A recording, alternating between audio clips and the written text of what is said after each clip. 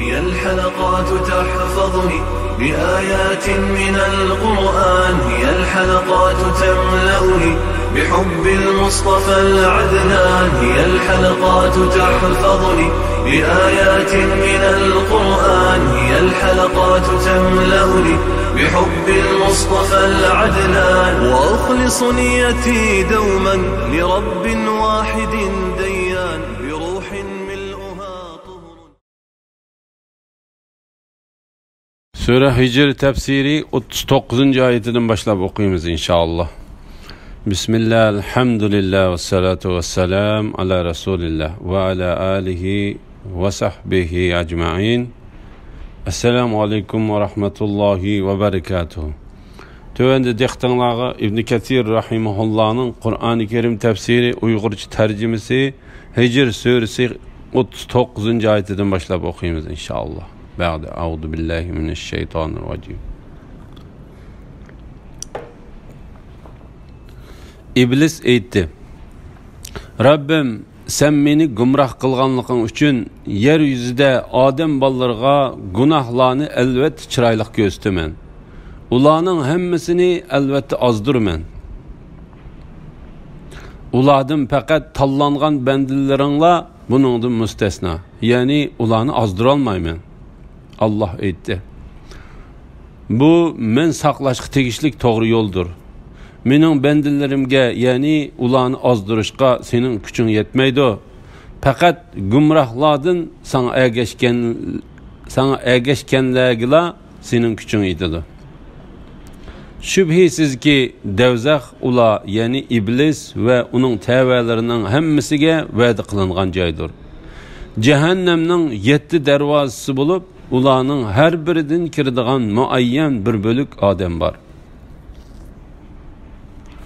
İblisning gunohga qudrat qildiganligini e'lon qilishi ve Allah Teala'nın onu devzaq bilan ogohlantirganligi. Allah Teala bu ayette iblistin ve onun haqiqatga bo'y egmay tarsalik qilib Rabbiga mundaq deganligidan xabar berdi. Rabbim, sen meni gumroh qilganliging uchun yer yuzida odam ballarga gunohlarni elbette chiroyli ko'rsataman. Ularning hammasini elbette azdırman. Ulardan faqat tanlangan bandalaringlar buningdan mustasno, ya'ni ularni azdira olmayman. Ya'ni meni azdırganingdek ve izib ketishimga yo'l berganingdek menmi ularni gunoh qilishga qiziqtiraman, medet beraman ve vasvas qilaman. Allah Teala bu vaqtda mundaq deydi: İblis, man aytib bergina, sen menden üstün qilgan odam mushumu? Eğer man qiyomatgacha mühlet berdigan bo'lsang, uning avlodining ozg'inisidan boshqasini azdırıp tüp yıldızdan qurtib etaman, ya'ni ularni xohlagancha yetilayman dedi. Allah Teala iblisga tahdid silib ve qo'rqitib mundaq dedi: Bu men saqlashga tegishlik to'g'ri yo'ldir. Ya'ni sizlarning hammanglarning qaytib boradigan joyinglar mening dargohimdir. Ondan sizlarning amalinglarga qarata yaxshi bo'lsa mukofot, yomon bo'lsa jazo beraman. Allah Teala bu vaqtda mundaq dedi: Rabbing bendilerini elbette küzütüp turguçudur. Toğru yol gözetişini Allah öz üstüge algan.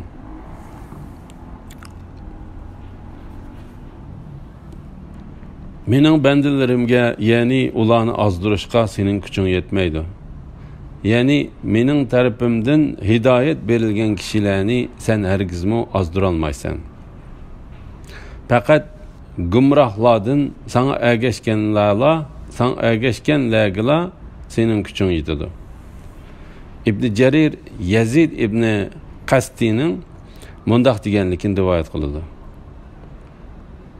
İlgari shaharlarning sirtida masjidlar bo'lgan payg'ambarlar o'tgan bo'lib, u payg'ambarlar qachonki Rabbidan biror narsa to'g'riliq xabardor bo'lishni niyat qilganda o'zining masjidiga chiqib Allah Teala ularga o'qishni buyurgan namozni o'qiydi. Ondan talpini Allah Taaladan so'raydi. Ma'lum bir kuni payg'ambarlardan biri o'zining masjidida edi.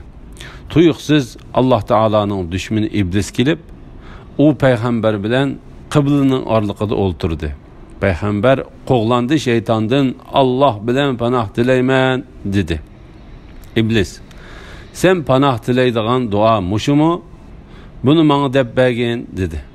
Payg'ambar qo'g'landi shaytondan Allah bilan panoh tilayman ne 3 qitim takrorladi. İblis, mendan qanday qilib qutuladiganligingni deb bergin dedi. Payg'ambar, sen odam bolasining ustidan qanday qalbi qilganligingni menga deb bergin deb 2 qitim takrorladi. Her ikkisi sen avval so'zlab ber deb chıntirdi. Andın payg'ambar, Allah Taala sana mening bandilarimga, ya'ni ularni azdırıcıq senin kuching yetmaydi. Faqat gumrohladim sana ergashganlarga sening kuching yetadi deydi dedi. Allah Taala'nın düşməni iblis, men bunu sen tug'ilishdan burun anglagan dedi. Payg'ambar, Allah Taala agar shayton sana vasvas qilsa, shaytonning vasvasidan Allohga sig'inib panoh tilagan. Allah haqiqatan so'zingni anglab turg'uchidir, ishingni bilib turg'uchidir deydi. Allah'ning nomi bilan qasamki, men seni his qilsamla Allah Taalaga sig'inib sendan panoh tilayman dedi. Allah Taala'ning düşməni iblis, rost aytding, mendan mush so'z bilan qutulasan dedi. Ondan payg'ambar iblisga, odam bolasi ustidan qanday g'alaba qiladiganligingni deb bergin dedi. İblis, men odam bolasini u g'azablangan va ko'ngil xohishiga berilgan chog'da ozdirman dedi. La ilaha illalloh Muhammad rasul. Şübhəsiz ki, do'zax ular, ya'ni iblis va uning tavalarining hammasiga va'da qilingan joydir. Allah Taala bu vaqtda mundaq deydi: kuffar jamialardan kimiki Qur'onni inkor qiladigan, uningga va'da qilingan joy do'zaxdir. Do'zaxning 7 darvozasi to'g'risida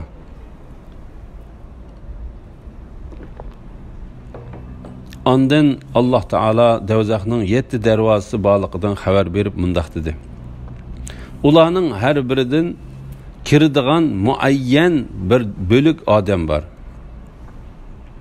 Ya'ni u cehennemning har bir darvozasidan iblisning ergashkichilaridan bir bölük odamlarning kiradiganligi bekitib etilgan. Ularning do'zaxdan qochib qutulishi mumkin emas. Ularning hammasi o'zining yaman amaliga loyiq eshikdan kirdi. Yaman amalining darajasi bo'yicha do'zaxga tashlanadi. Allah Taala bizni do'zax azobidan saqlasin. Amin.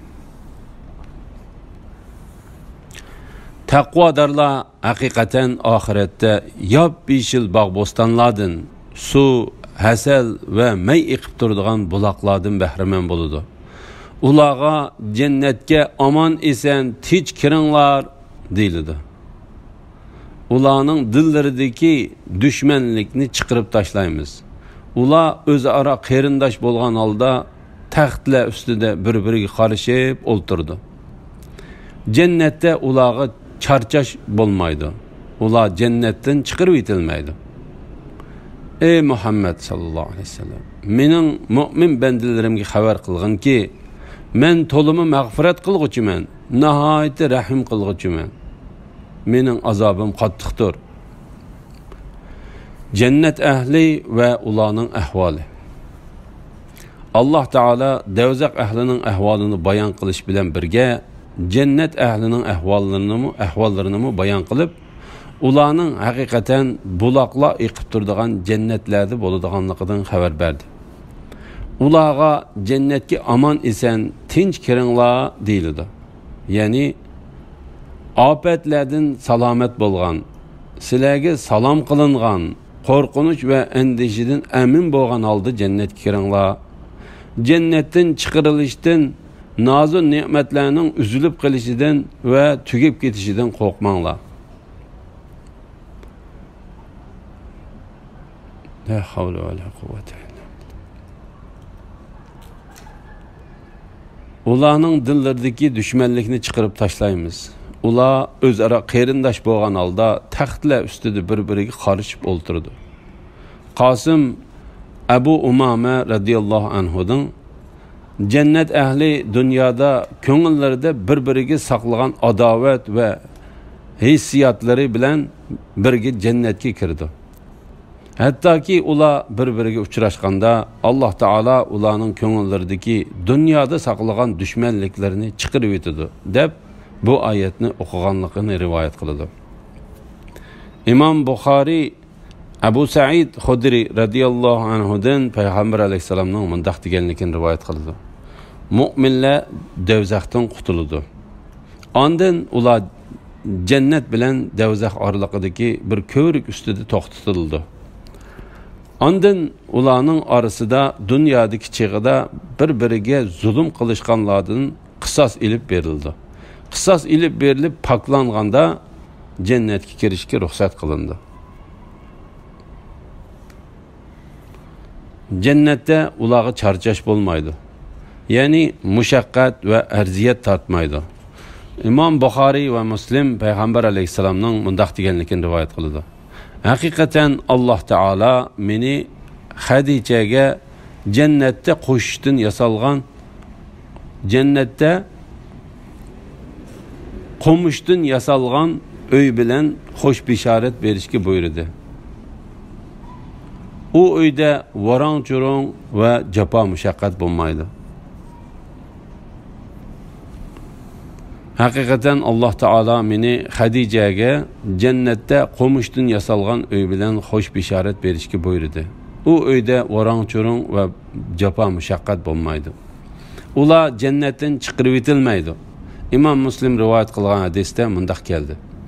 Sizlar haqiqatan kesel bo'lmasdan mangu sog'lom tursizlar. O'lmasdan mangu yashaysizlar.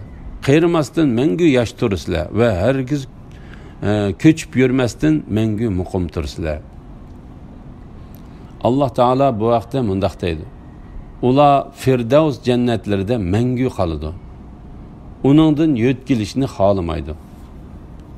Ey Muhammad sallallohu alayhi vasallam, mening mu'min bandalarimga xabar qilginki, men to'limi mag'firat qilguvchiman, nihoyat rahim qilguvchiman. Mening azobim qattiqdir.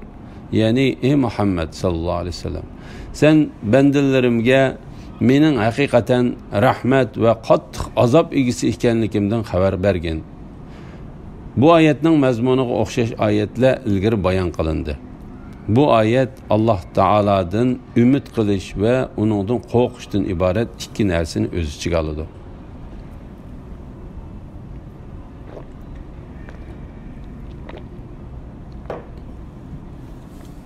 Ularga İbrahimning mehmonlari haqidagi hikoyani aytib bergin.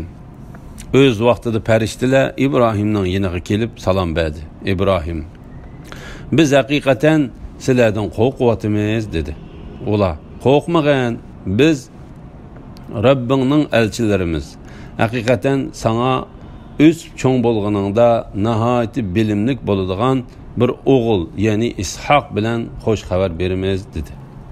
İbrahim, men qirg'an tursam, menga bola bilan xo'sh xabar berdinglarmi? Menga nima bilan xo'sh xabar beryapsizlar dedi. Ular, biz sana rost xo'sh xabar berdik. Na umid bo'lmag'in dedi. İbrahim, Rabbingning rahmatidan gumrohlardan boshqa kim na umid bo'la dedi. İbrahim aleyhisselamның mehmonlari ve ularning İbrahim aleyhisselamga bir o'g'il bola bilan xo'sh xabar bergandiki, ular İbrahimning mehmonlari haqidagi hikoyani aytib bergin. Ularga İbrahimning mehmonlari haqidagi hikoyani aytib bergin. O'z vaqtida farishtalar İbrahimning yeniga kirib salom berdi. İbrahim, biz haqiqatan sizlardan qo'rqyapmiz dedi. Ya'ni ey Muhammed sallallahu aleyhi ve sellem, ularga İbrahimning qissasini xabar qilgan. İbrahim aleyhisselam kavob qilingan semiz mo'zayni mehmonlarning oldiga ilib kelganda ve ularning yemaganligini ko'rib diliga qo'rqinish tushganda mehmonlar uningga mundaq dedi. Qo'rqmag'in. Biz Rabbingning elchilarimiz. Haqiqatan sana o'sib cho'ng bo'lganingda nihoyat bilimlik bo'ladigan bir o'g'il, ya'ni Ishoq bilan xo'sh xabar beramiz. İbrahim alayhissalom o'zining va ayolining qirib qolganida o'zlariga bir o'g'il beradiganligiga hayron qilib mundaq dedi. Men qirg'an tursam, menga bola bilan xo'sh xabar berdinglarmi? Menga nima bilan xo'sh xabar beryapsizlar? Farishtalar İbrahim alayhissalomga bergan xo'sh xabarning rostligini ta'kidlab bo'lib, bu xo'sh xabardan keyin yana bir xo'sh xabar berib mundaq dedi. Biz sana rost xo'sh xabar berdik. Noumid bo'lmag'in.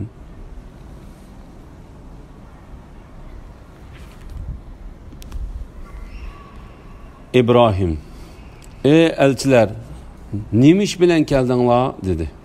Ular aytdi: "Biz haqiqatan gunohkor bir qavmni jazolash uchun avatildik. Faqat Lutning tavalarilar buningdan mustasno. Biz ular, ya'ni Lutning tavalari va uning oilasidagilarning hammasini azobdan cho'qim qutuldiramiz. Faqat Lutning xotinilar buningdan mustasno. Biz uning cho'qim boshqalar bilan birga azoblanganligini oldin bekitdik." Farishtalarning kelish sababi. Allah Teala bu ayette İbrahim aleyhisselamdan xabar berib mundaq deydi. İbrahim aleyhisselamdan qo'rqinish yo'qab, xo'sh xabar berilgandan keyin İbrahim aleyhisselam ularning nima ish uchun kelganligini so'radi. Ular mundaq dedi: "Biz haqiqatan gunohkor bir qavmni jazolash uchun avatildik." Ya'ni ular Lut aleyhisselam va uning tavalarini qutqizdiganligini, faqat Lutning ayolini halok qiladiganligidan xabar berdi. Shuning uchun Alloh taolo mundaq deydi: "Faqat Lutning xotinilar buningdan mustasno. Biz uning cho'qim boshqalar bilan birga azoblanadiganligini oldin bekitdik. Ya'ni qolganlarining hammasi halok bo'lguchilardir." Elchilar Lutning oilasi kelgan chaqda Lut: "Sizlar haqiqatan notanish odamlar-ku" dedi. Ular aytdi: "Undaq emas, biz Allohning elchilarimiz. Biz sening oldinga ular, ya'ni sening qavming shakllanayotgan azobni elib keldik. Biz sana haqiqatni elib keldik. Biz albatta so'zimizda rostchilmiz." Farishtalarning Lut alayhissalomning qishig'i kelganligi. Allah Teala bu ayette farishtalar Lut alayhissalomning qishig'i yuzlari chiroyli kelishgan yigitlar suratida kelib bo'ylisiga kirganda Lut alayhissalomning ular bilan mundaq deyishganligini xabar berdi. Xabar qildi. Lut: "Sizlar haqiqatan notanish odamlar-ku" dedi. Ular aytdi: "Undaq emas, biz Allohning elchilarimiz. Biz sening oldinga ular, ya'ni sening qavming shakllanayotgan azobni elib keldik. Biz sana haqiqatni elib keldik." Allah Teala bu vaqtda mundaq dedi. Mundaq degan: "Farishtalarni faqat haq asosida, ya'ni azob nozil qilishimiz muqarrar bo'lgan chaqdala nozil qilamiz. Biz albatta so'zimizda rostchilmiz." Bu ayet farishtalarning Lut alayhissalomni qutqizib, qavmini halok qilish uchun bergan xabarini kuchlantirish uchundir.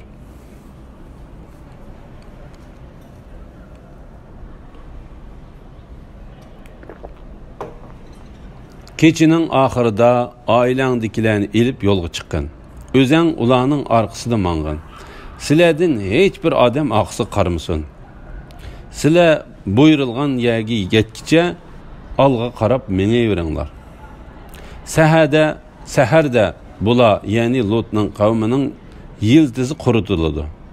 Ya'ni taltuk saloq qilindi degan hukmni Lutga vahiy qildi. Lut alayhissalomning oilasidagilarni elib kechida chiqib ketishiga buyurilganligi. Allah Teala bu ayette farishtalarning Lut alayhissalomni kechining bir qismi o'tgandan keyin oilasidagilarni elib mengishqa, ularning bexatarligi uchun Lut alayhissalomni ularning oqisidan mengishqa buyurganligidan xabar berdi. Shuningdek, Payg'ambar alayhissalom mu g'azotlarda qo'shinning keyinida mang'atdi. Ojizlarni himoya qilib, qo'shinning keynida qolganlarni qo'shinga yetishtirdi. Sizlardan hech bir odam oqsiq qarmasin. Ya'ni qavmning halok qilingan ovozini anglasanglar, burilib ularga qarmanglar. Ularga tushgan azob uqubat ichida tashlab ketinglar. Sizlar buyurilgan yerga yetkicha olg'a qarab mengaveringlar. Xuddi sizlarni yo'lga boshlaydigan kishi sizlar bilan birga bo'lgandek olg'a mengaveringlar. Sahada bular, ya'ni Lotning qavmining yildizi quritildi. Ya'ni talto'kis halok qilindi degan hukmni Lotga vahiy qildik. Ya'ni Lotga bu vaqtda ilgir vahiy qilgan edik. Alloh taolo bu vaqtda mundaq deydi: Shubhisizki ularga azob tushadigan chog' tong vaqtidir. Tong yaqin emasmi?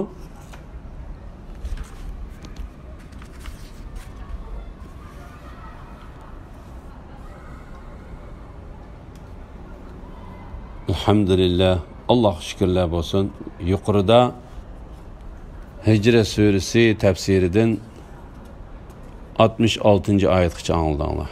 Ahirini keyin qitimliq o'qishimiz davomlashtiramiz inshaalloh. Va sallallohu ala Muhammad va ala alihi va sahbihi va sallam. Assalomu alaykum va rahmatullohi va barakatuh.